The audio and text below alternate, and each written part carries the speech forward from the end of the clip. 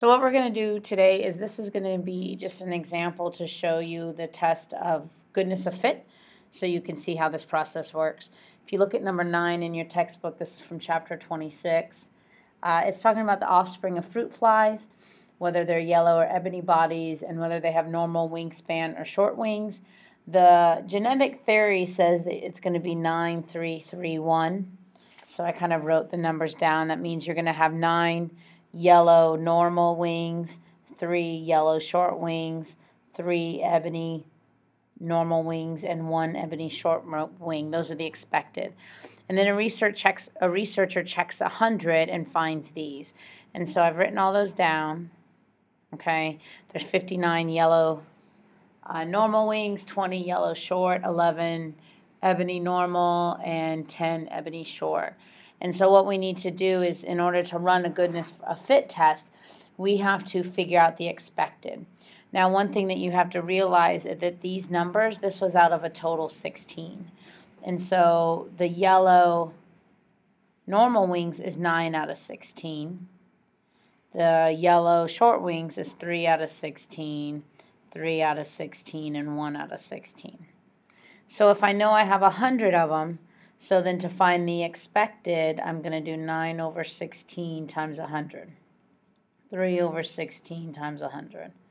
And you could do this by hand, or you can let your calculator do it either way. But what we need you to do now is I need you to go ahead and put this in our L1, this in our L2, so that we can go ahead and find the calculation.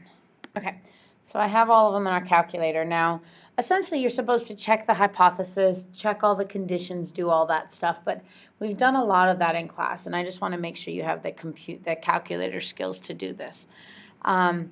So what I'm going to do now is, now that everything's in, I'm going to go to my stat, I'm going to go to my tests, and I'm doing the chi-square goodness of fit test, D. Okay, so I'm going to hit enter. My observed is an L1, my expected is an L2. Now my degrees of freedom, I had 4 different categories here, and so my degrees of freedom is 4 minus 1. So my degrees of freedom is 3. And then I go to calculate, and so I find out that my chi-squared is 5.67, and that my p-value is 0.128. 0.128 is a pretty large p-value, so we're going to fail to reject the null hypothesis that they're the same. And so we recognize that our model, or the sample we have, is not the same as what we collected or what was predicted. Okay? Just remember again, I didn't check the conditions. You know the 4 different conditions you have to check. You need to state that it's a chi-squared test, goodness of fit test. And then you also have to make sure that you state the degrees of freedom.